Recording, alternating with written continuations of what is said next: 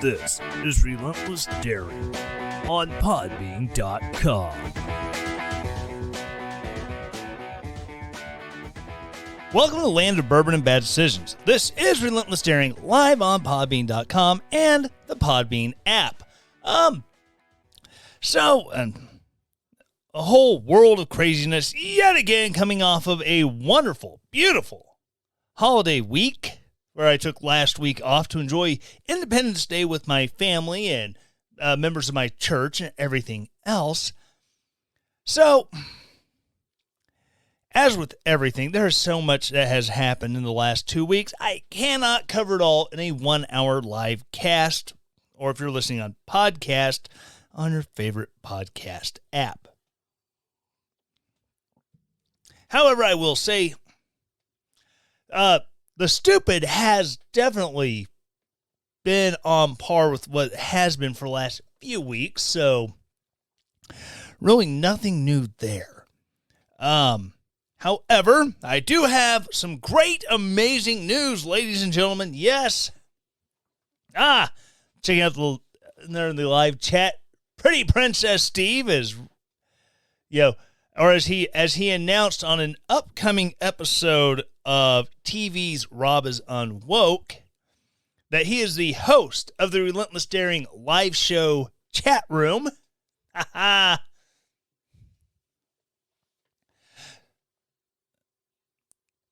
my goodness. So, I have great news to start off the show with. Everybody's favorite meme artist, Carpe Donktum. Well, he was sued for copyright violation. Well, turns out maybe he wasn't violating any copyright. In fact, he is in such a lack of violation. Well, the lawsuit was thrown out.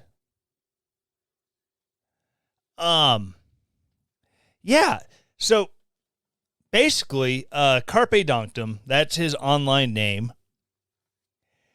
He took a video of these cute little toddlers, black baby and a white baby, running to each other. They give each other a big hug.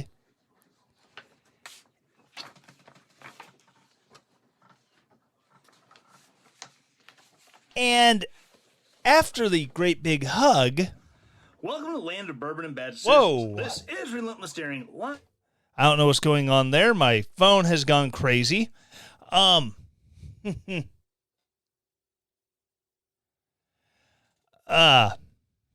So black baby, white baby are running to each other. They give each other a great big hug, and then they take off running the same direction. Well, Carpe Donktum, he made a meme out of it because that's what he does. And in the process, he was making fun of CNN's horrible coverage of everything. And he put a banner on it. Racist baby chases another one. Well, the people who shot that video and they put it up on the interwebs where, he got it from, they sued him for copyright violation. And in the process, it caused Twitter to go, oh, that's a DMCA strike. Yeah, we're banning your account. Period. End of story.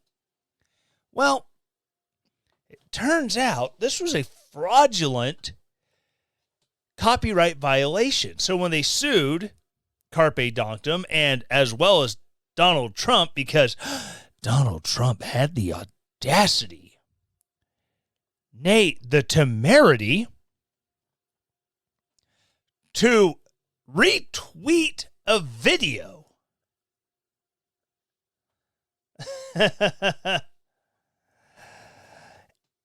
And so they sued Donald Trump as well.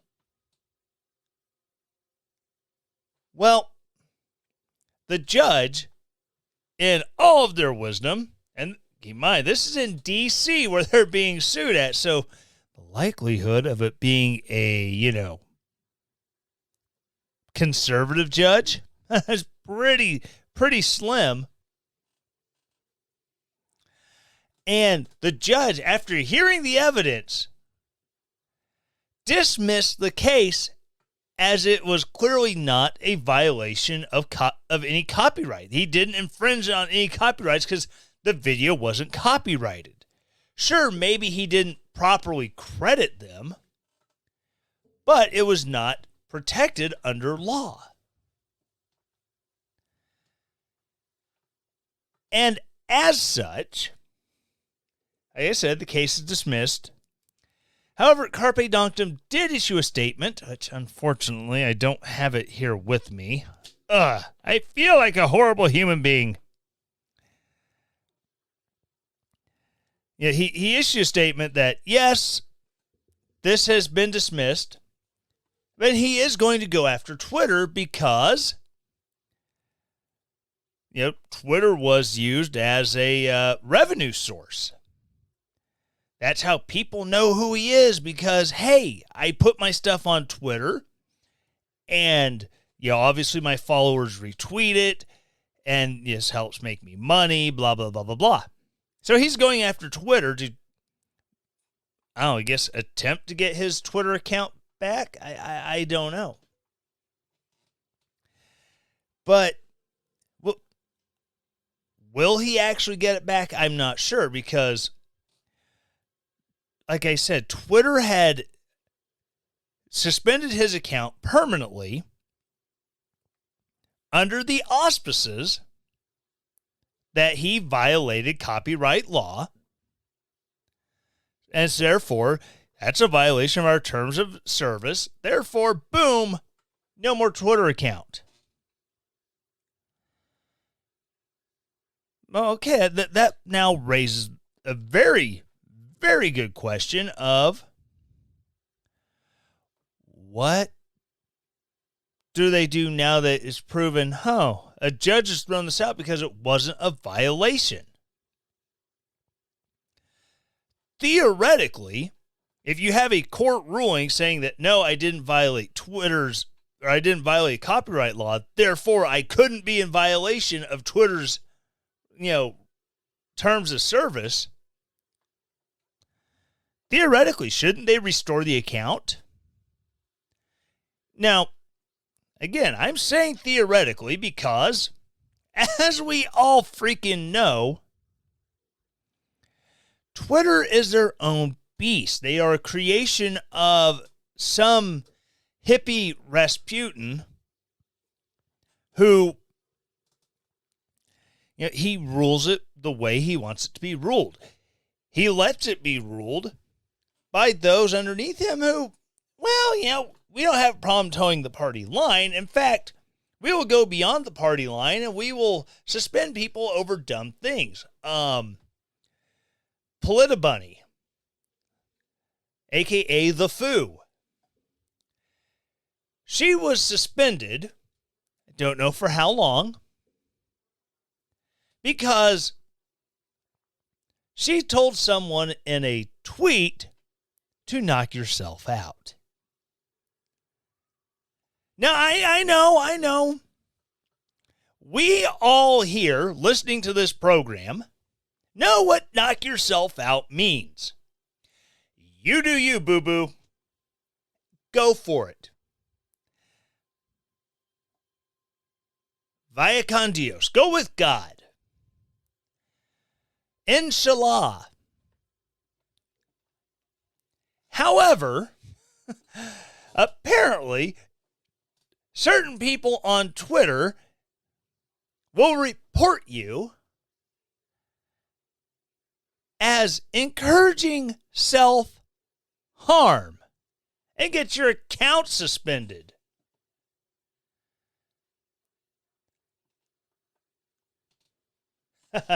Pretty Princess Steve says, Twitter doesn't care. They flaunt their lack of caring because they know nobody is actually going to hold them accountable. Hashtag free the foo. And again, I've had multiple Twitter accounts get bumped offline because, imagine this, I engaged in targeted harassment. Oh my gosh. What was my targeted harassment, you may ask? Well, there is a certain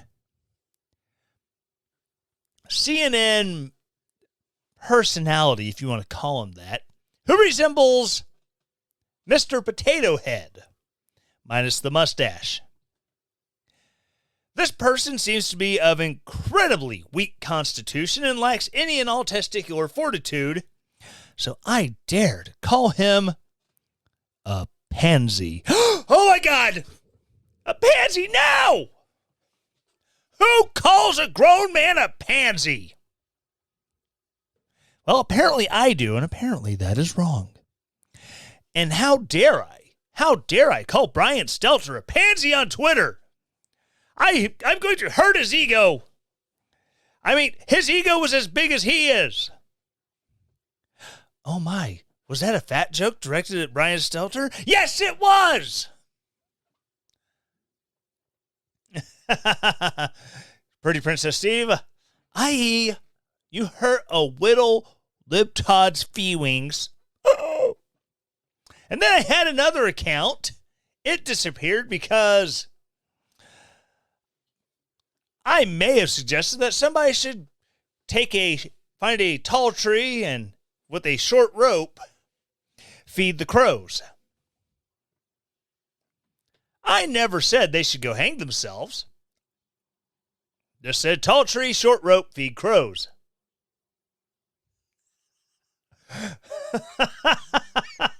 Okay. I'm sorry. I used the wrong pronouns when addressing Brian Stelter. His pronouns are pansy, potato, spud. Ha ha! Yes!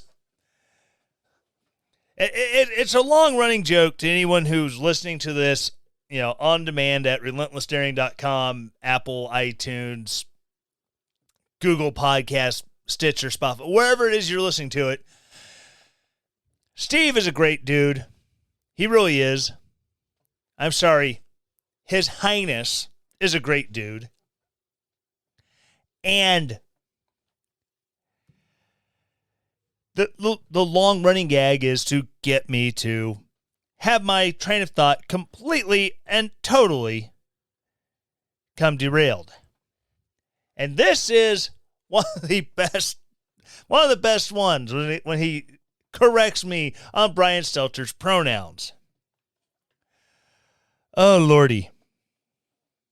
But yeah, so now that Carpe Donktum has been vindicated in the court of law, and I'm not just saying like Donald Trump's lawsuits about the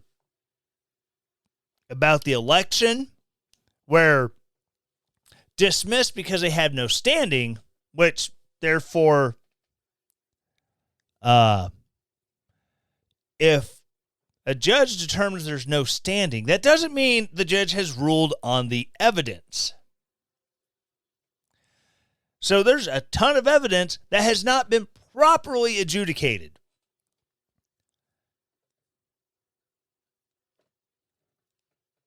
Carpe Donktum and Donald Trump, in this case, the evidence was laid out in the court of law.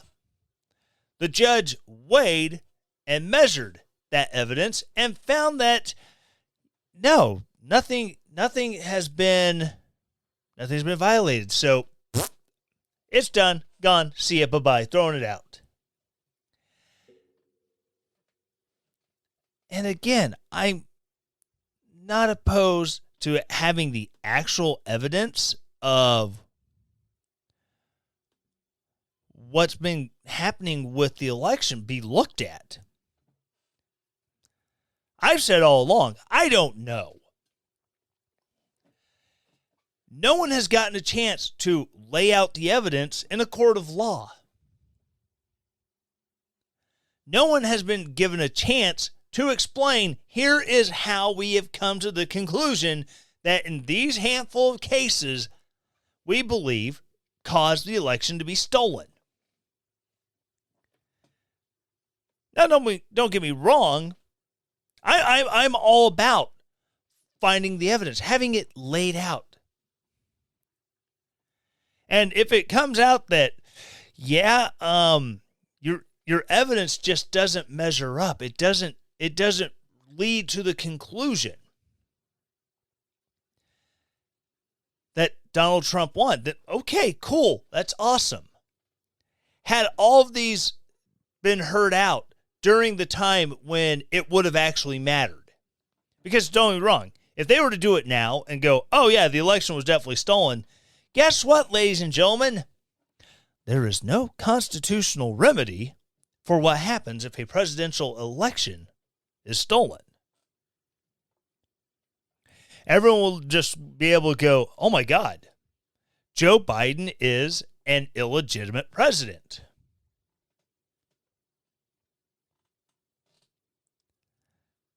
Because the votes have already been counted, they've been tallied, they've been certified.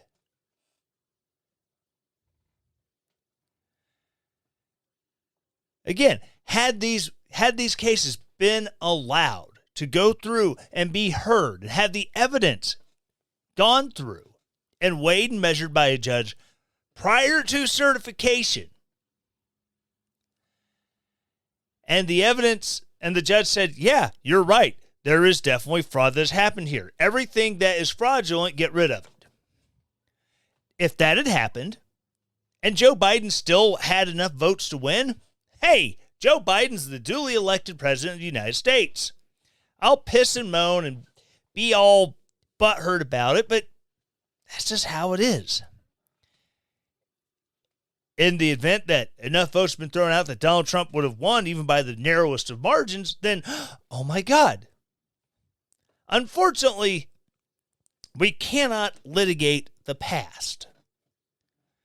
We are stuck in a crap situation with a crazy, defunct, I guess be the nice way to say it, not really working out so well in his brain president.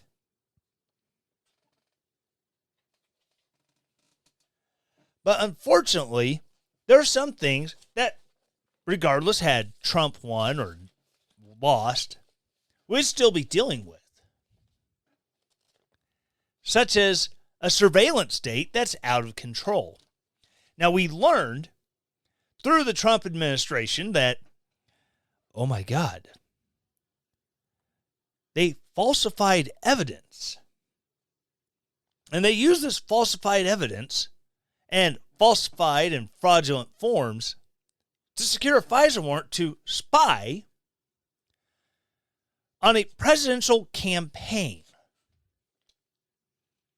And everyone was all shocked. Oh my God, this would happen? Oh my goodness. Well, everyone on the right was shocked that, oh my God, this happened. Everyone on the left was, good! They needed to spy on the son of a gun.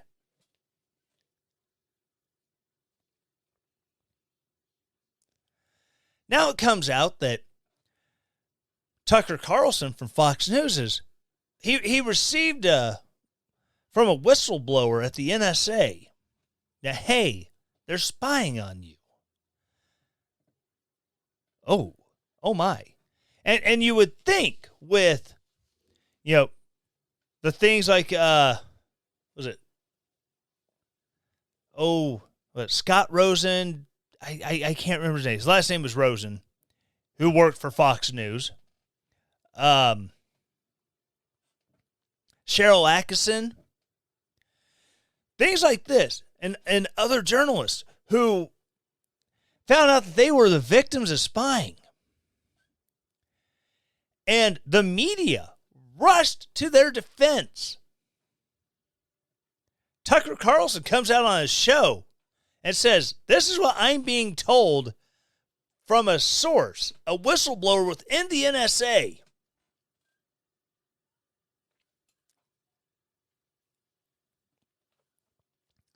no one in the media has his back. Huh.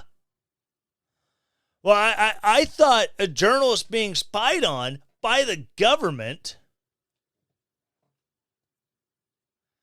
would have been a huge red flag. It was in the past. Hell, Joe McCarthy was dragging actors and authors in front of the Senate on their committee on un-American activities and doing a rather un-American thing and accusing them of communism. Everyone was in an uproar over Congress seeing red.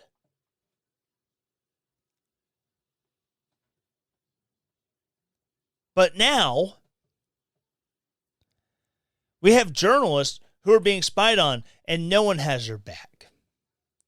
Hell, even Fox News isn't stepping up and going, hey, U.S. government, leave our guy alone. And Tucker Carlson is the most bankable,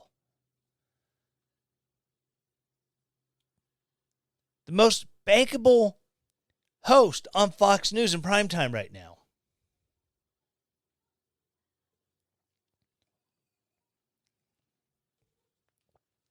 He has the biggest audience. He makes the most noise. He's not afraid to call out his side. He's not afraid to call out the left. If you're his best friend in the whole world and you do something stupid, he will call you on the show and he will call you out. It's what he does. And there's people on the right who look at Tucker Carlson and, oh, he's a Trumper, blah, blah, blah, blah, blah. I think Tucker Carlson's, he's got more right-wing bones than a lot of conservative people in the GOP. And I say this because he was a fellow at Cato. You know, Cato Institute, a libertarian think tank where they have ideas that they're so libertarian, even I'm like, whoa. Let's roll that back a little bit.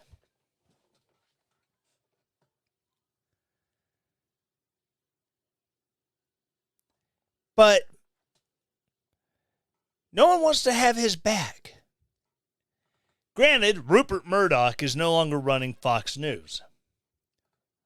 The Sons are running Fox News, and they really don't seem to have the same pro-liberty ideas that their liberal father has. Lots of people accuse Rupert Murdoch of being a crazy right-wing person. He's not.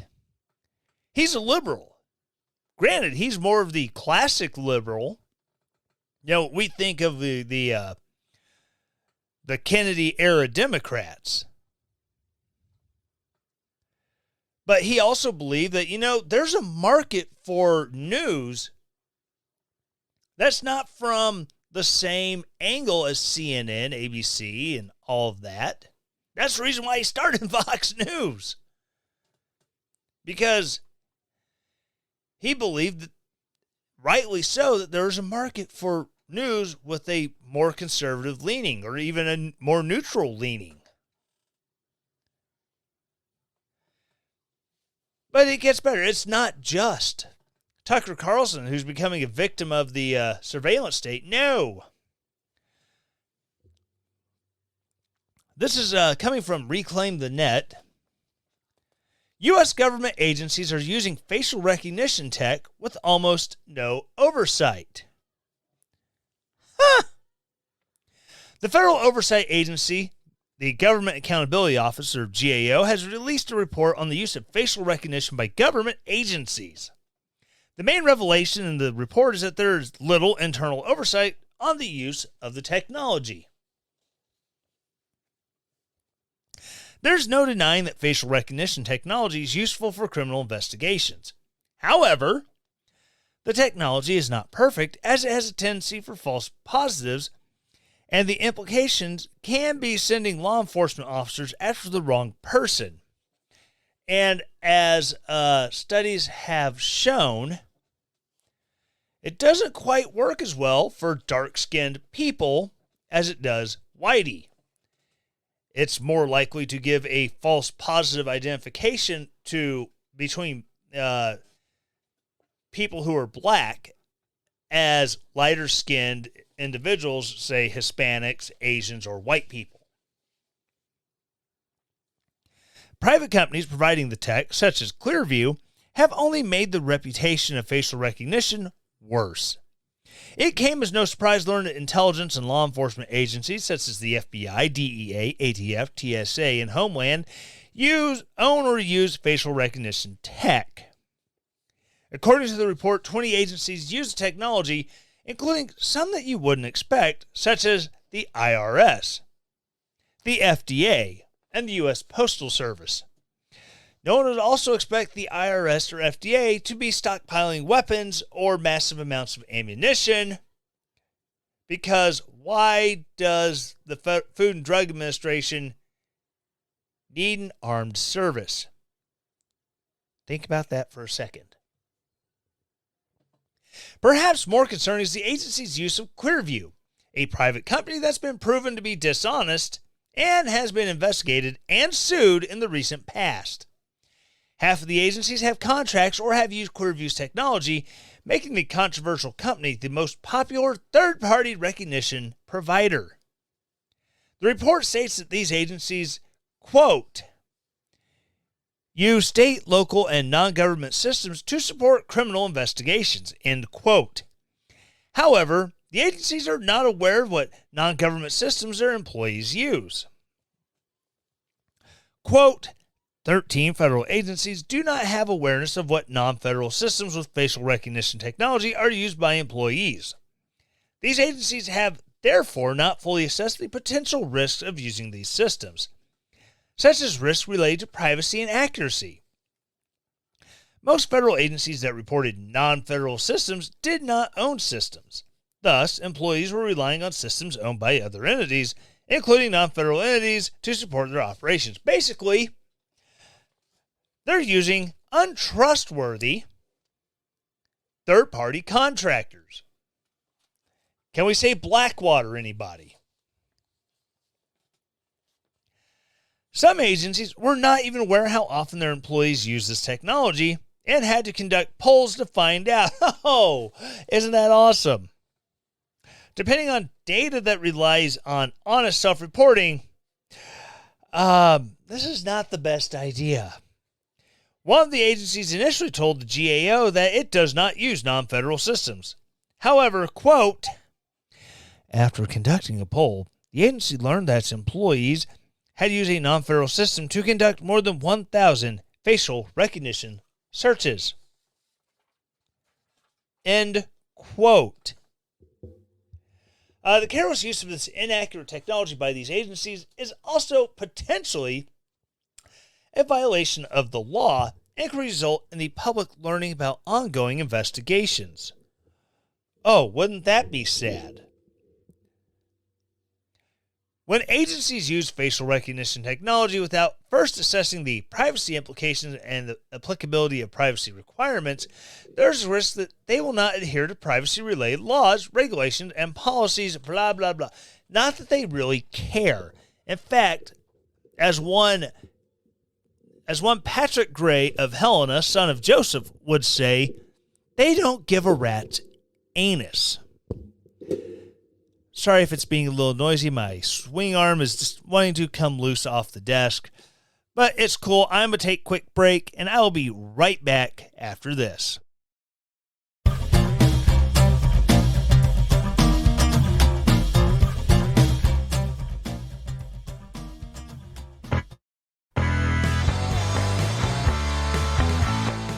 This is Tyler from Relentless Daring, and I am launching the brand new RelentlessDaring.com merch shop. Instead of having to go to a third-party vendor, now you can do everything right there at RelentlessDaring.com. If you want to buy merch, go to RelentlessDaring.com/shop, and there you can get hats, you can get t-shirts, you can get hoodies, you can get coffee cups, you can get stickers.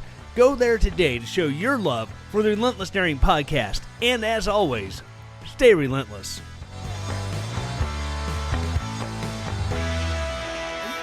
same cardboard-flavored, doormat textured protein bar? How about drink mix packets for your water bottles that are full of artificial sweeteners? Tired of a whole regimen of pre-workout and protein shakes for your trip to the gym? Go to BuiltBar.com for their selection of great-tasting protein bars, Built Boost Energy drink mixes, and Built Go Energy gels. Built Bar offers 18 delicious flavors of protein bars with only 4 to 5 net carbs for you keto dieters, 6 flavors of Built Boost Energy drink mix, and 3 flavors of Built Go Energy gel. Built Bars are made in America using real ingredients like honey and dark chocolate. Go to BuiltBar.com and use the promo code RELENTLESS to save 10% and let them know you heard about them from Relentless Daring. Drizzly is the leading home alcohol delivery service available. Imagine being able to sit at home and pull up your smartphone and browse your favorite wine, beer, spirits, and then have it delivered to your home in as little as 1 hour. Go to drizzly.com or check out the link in the show notes and start shopping today. Not available in all areas. Please drink responsibly. Drizzly.com.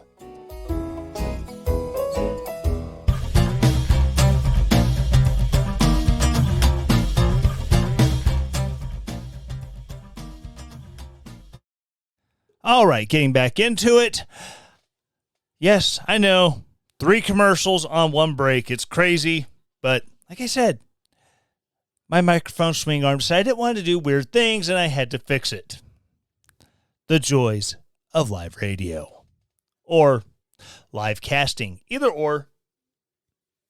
Yeah, so we have been in a situation where over the past 4 years minimum,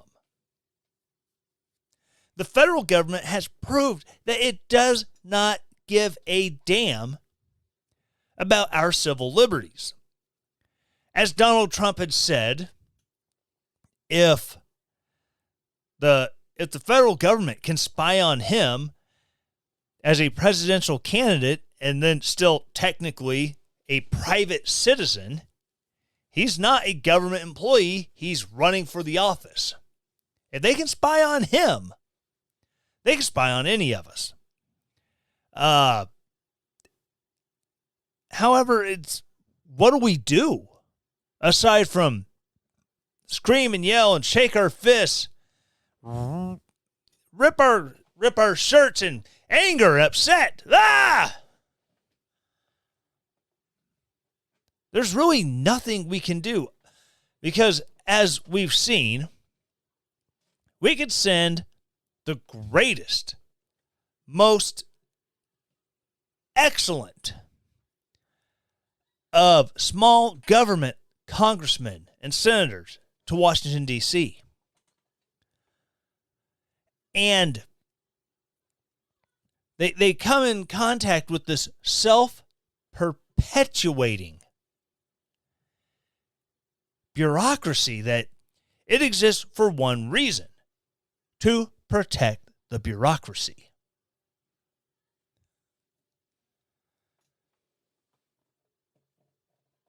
This is a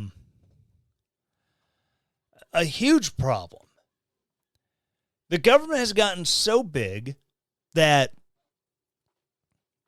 our system of checks and balances no longer provide checks and balances. We have executive agencies that are held to account by the legislative branch.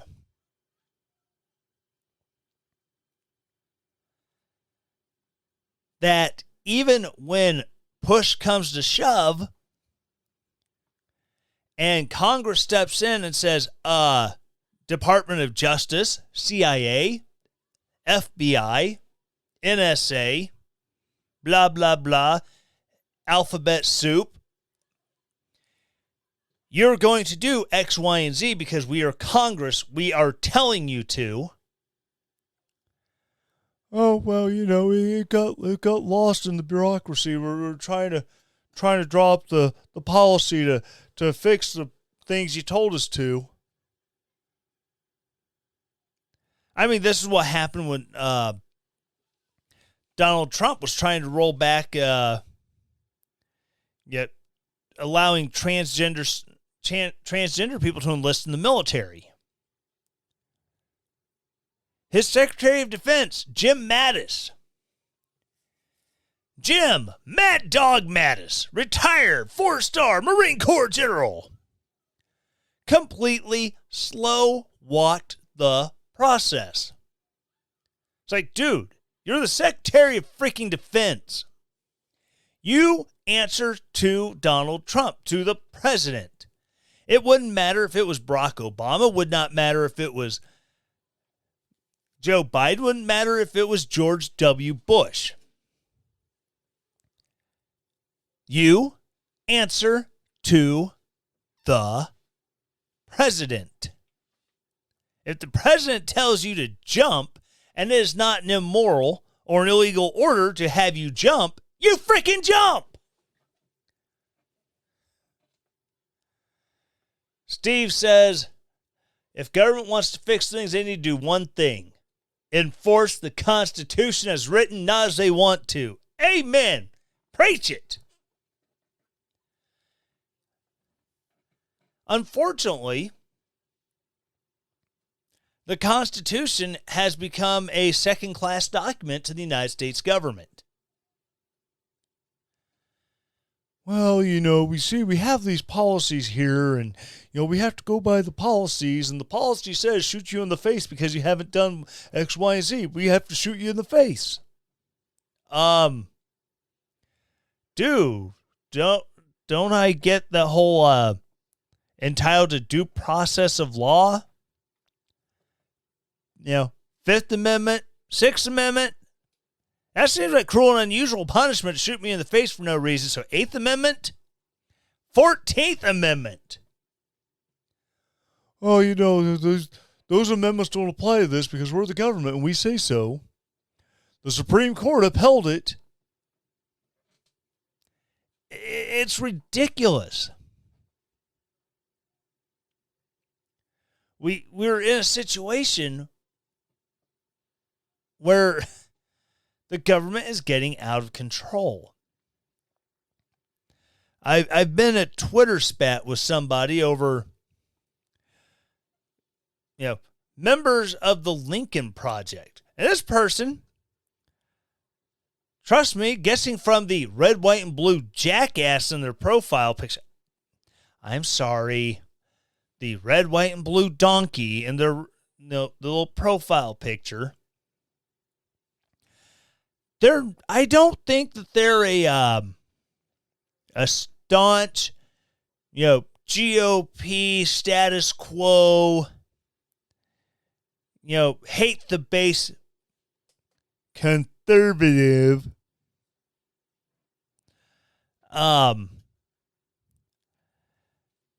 We got into it over, it's like, I really don't trust people who worked hand in hand with a known pederast. Well, as soon as they found out that he was doing this stuff, they got rid of him swiftly. And, they worked to get rid of Donald Trump because Orange Man bad. Okay, something you should know about the people at the Lincoln Project. These people have all been political operatives for decades.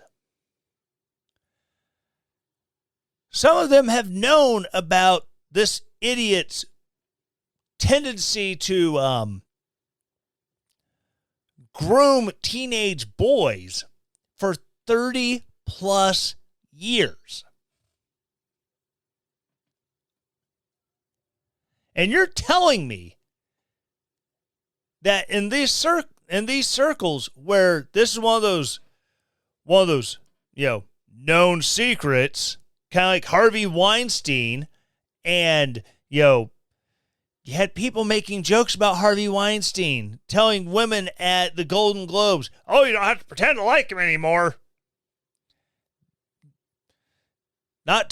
People joking about him and the casting couch. That was an open secret. Didn't mean anything until Me Too happened. You're telling me that the same situation, this dude has been known in the circles to go after these boys for 30 plus years. Yet magically, Rick Wilson and other members of who helped co-found the Lincoln Project with John Weaver didn't know that he liked grooming teenage boys. And this dude's defending them because the enemy of my enemy is my friend. No, you look like an idiot. It's beyond words. You have people within Republican Party who they don't care about shrinking government. They don't care about making government efficient, making government do more with less. These are the people that, when Michael Malice, he's a great author, a very, very outspoken, dadgummit,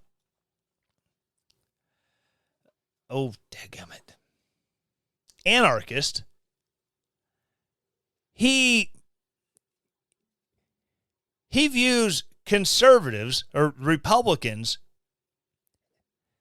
not as, pro-constitution minimal government. They're progressives who follow the speed limit. They're all going to the same destination of more and more government control over our lives. It's just the Democrats want to do it faster. They don't want to go 55. They want to go 70, 80 miles an hour. Meanwhile, the Republicans are like, hey man, we'll get there. We just have to, a little bit at a time. And that's the problem.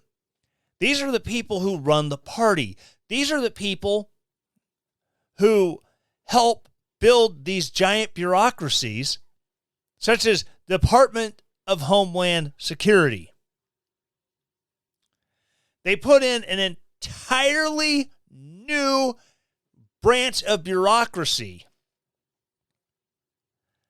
because, we need a way for the FBI and our spy agencies to be able to talk to each other to prevent things like 9/11 from happening.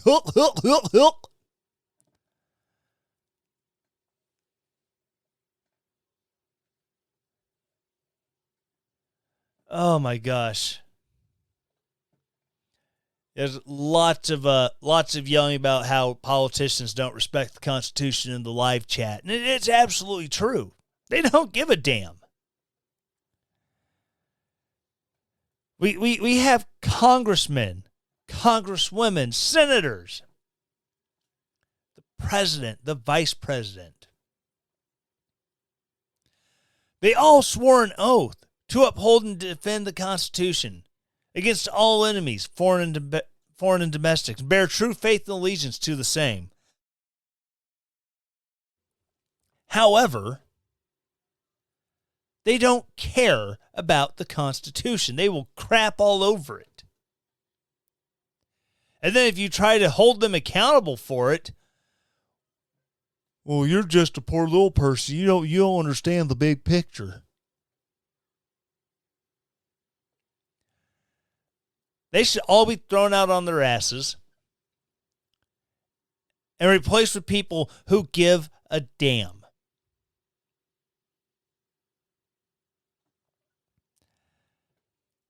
They should all be removed. We should go back to the spoils system. Well, no, I don't want the spoils system either. It used to be we had a system where if a Republican won, everyone who was in charge of any division within the federal government, they were gone, and all new people got installed who would, uphold what the president wants to do.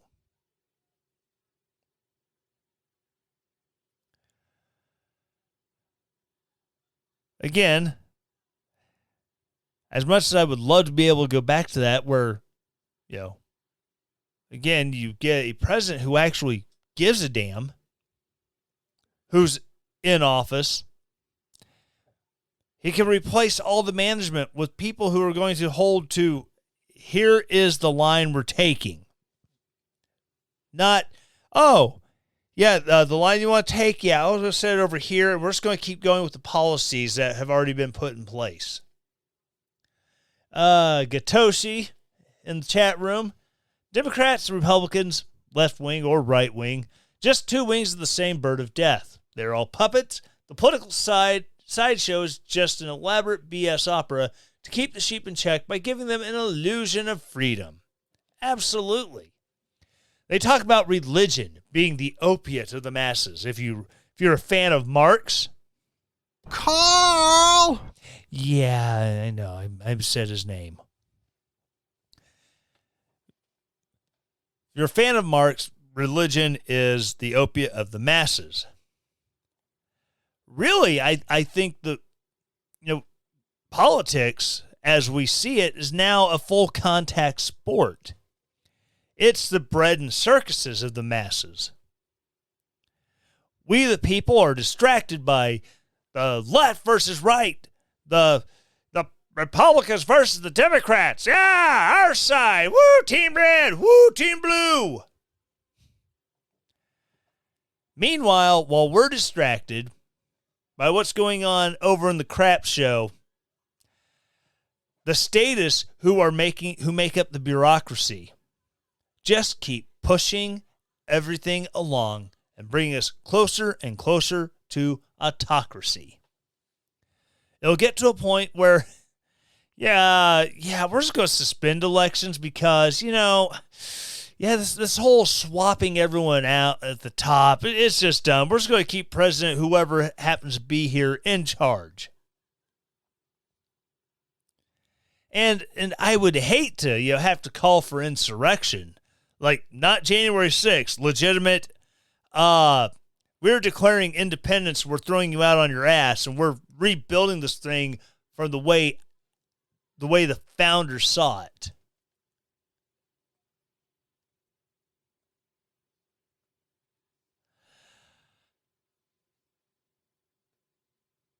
It's all,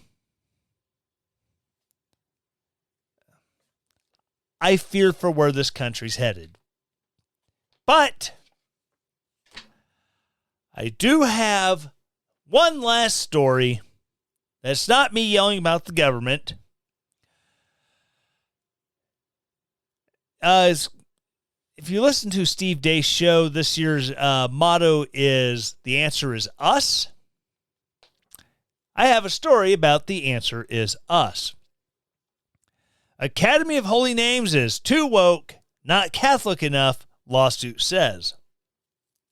A family who gifted the Tampa school $1.35 million wants their donation rescinded and tuition returned. At a fundraising gala in 2017, Anthony and Barbara Scarpo announced they had pledged $1.35 million to Our Cherished Academy of the Holy Names, a Catholic school in Tampa attended by their two daughters. The couple asked for the donation to be used towards the school's master plan and for scholarships for disadvantaged students. They were named chairs of the Academy's fundraising campaign, and the school renamed its auditorium the Scarpo Family Theater. The school they charge, 4 years later, the family and the school are at odds, with the Scarpos alleging fraud and the lack of fidelity to Catholic teaching. With one daughter graduated and the other transferred to a different high school, the couple last week filed a 13-count, 45-page lawsuit asking that their pledge be rescinded. Oof!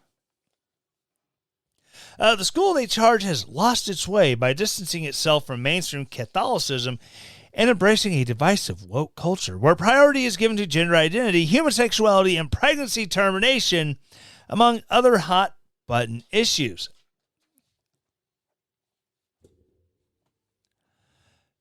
The lawsuit makes clear the couple's displeasure with the way the school has been dealt with issues of race, saying students are made to feel guilty for being white and having enough money to attend the academy. Now, the majority of you are white, and definitely the upper crust, and you should feel bad because because you happen to be white and from families with money. You're the bourgeoisie. You're part of the rich. You should be eaten. In addition to asking for return of pledge donation, the lawsuit seeks tuition refund. It also asks the Academy to be stopped from advertising itself as a Catholic institution and for the Florida Catholic Conference to stop accrediting the school. The lawsuit filed in Hillsborough County Circuit Court identifies the Scarpos as owners of a diamond jewelry import company and the First Trust Funding Group. The school has denied the claims. In a letter to Adam Levine, the Scarpos lawyer, Tampa lawyer Gregory Herring called the lawsuit a publicity stunt. If Scarpos choose to move forward, he said, the Academy would consider filing a counterclaim asking them to pay the remainder of their pledge, which he said Florida law may require them to. We can discern no motivation behind the lawsuit other than attention seeking by your clients and a desire by you to build a brand.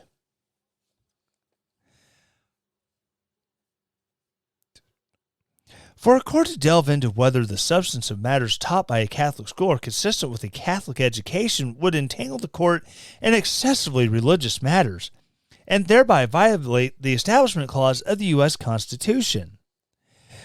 That we should need to educate you on this is absurd. The lawsuit pointed to what Anthony Scarpo alleged were many angry parents who agreed that the school no longer embraces mainstream Catholicism.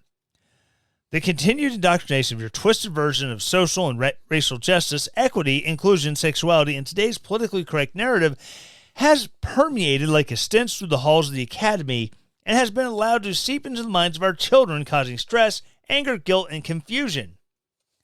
But yeah, I mean, this is what these schools that are supposedly religious.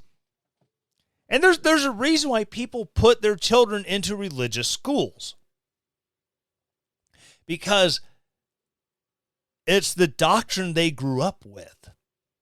And they believe that this will provide an alternative and better education than, some schools that are horribly funded.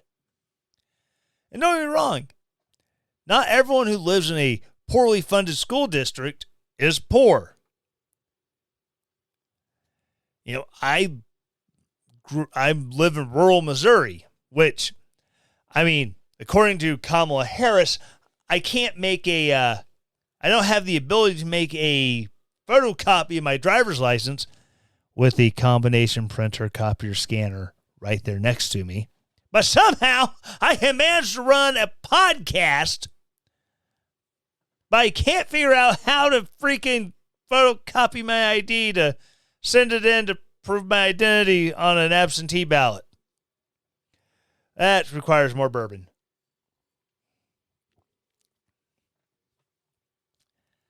It's, like I said, there's a reason parents send their kids to these schools. Sometimes parents are willing to make a sacrifice of their money. They're willing to give up for them so they can get kids who are in a bad school district into these schools.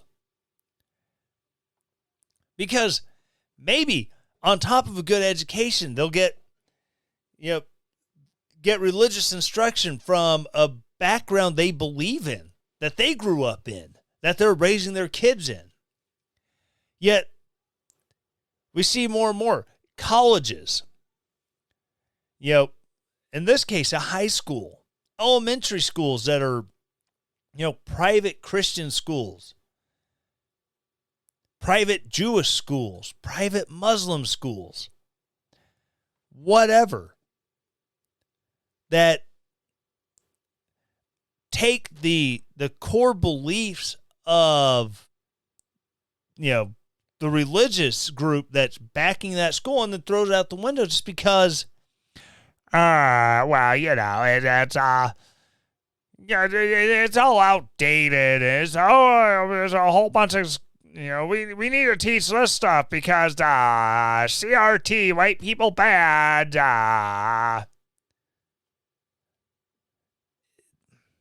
So the fact that the parents are willing to go out and,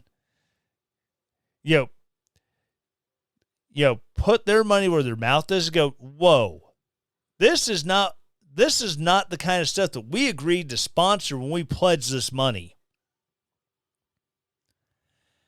It's like being hit up with a bait and switch.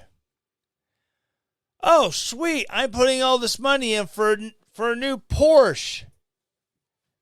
And then they show up after you drop $90,000 and Porsche, no, front porch.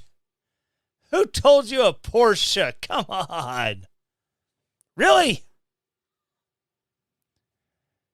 So, I mean, I hope this lawsuit is fruitful and does well to really make these schools stop and think and go, ooh, wait. This isn't good. That we have people wanting to pull their money back out because we're not upholding and living up to what we said we were.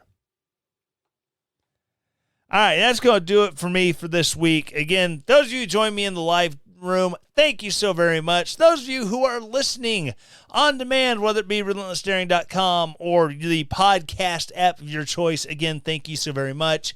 If you're listening on the Apples, I ask you to do 4 little things, same 4 things I ask every week. Number 1, please subscribe. Or follow. Subscribe has connotations of giving me money. I will get to that in a minute. So follow the show. Then number 2, please rate it. I'm looking for 5 stars. I'll accept 4. 4 is an acceptable number of stars, but I want 5. Then leave a review. Step number 3, leave a review. Write something nice. That way as it pops up in the algorithms for somebody to check out, they can go, oh, people generally like this show. Except for that guy. Don't know what his problem is, but definitely accept that guy. And finally, the last thing, please share this show. Send this episode to somebody you like. Send this episode to somebody who will hear this show and go, hey, that guy's right. Send it to somebody who will go, what is this garbage you're sharing with me? This man is a nut. This conservative trollop. I like driving the libs crazy. It's what I do best.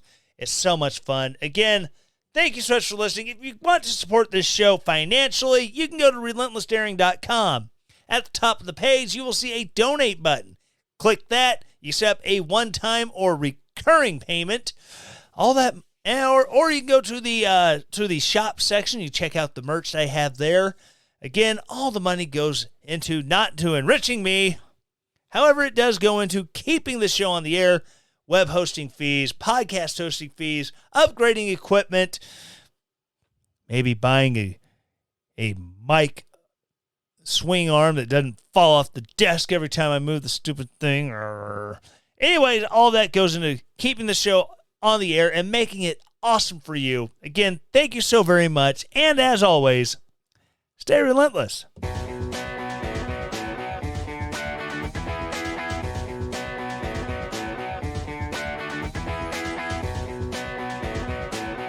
This is Relentless Daring on Podbean.com.